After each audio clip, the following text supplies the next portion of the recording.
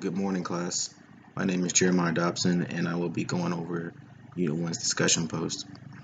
So, for time management, the importance of time management is critical to project management because it has an impact on activity and cost.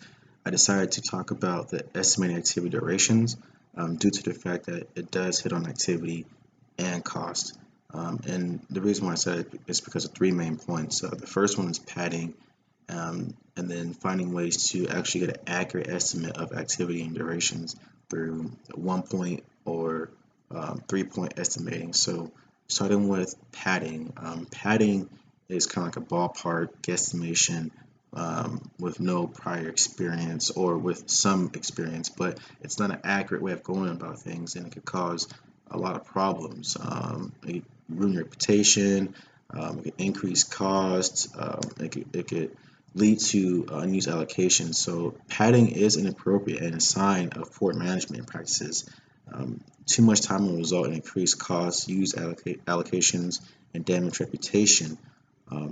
In one research, in our journal article, they found that additional time resulted in unrealistic time and cost estimates, which was one of the main risk factors identified at the software development projects of the 4 analyzed companies through this one project in this journal article.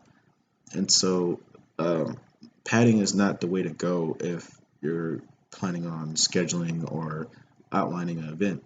What you want to do is use 1-point estimating. And so 1-point estimating is one way to determine activity durations without padding. So most of the time this should be done by the subject matter expert, the SME, or the person who's going to be the expert in that field completing the task. But if not, then you may have to get historical data or previous experience from different posts, and that's through a different method as well. But I'm just going to hit on the 1-point estimating topic. But when you're going to use this 1-point estimating method, just know that it's only for simple projects, not detailed projects. And for detailed projects, you want to use the 3-point method. And all this is found in the book in chapter 6 on page 189 and 190. But for complex projects, you want to use the 3-point estimating method.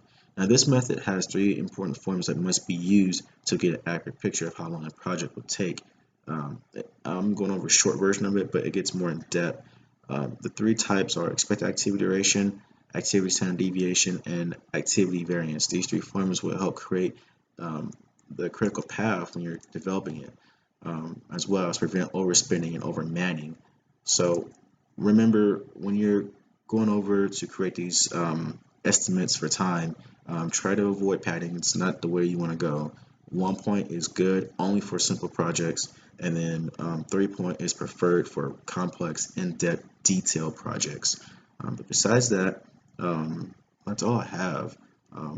Just know that 1-point and 3-point will be much more efficient than padding. They would save you time, money, manning, and give you an accurate picture of how long the project would take. Thank you.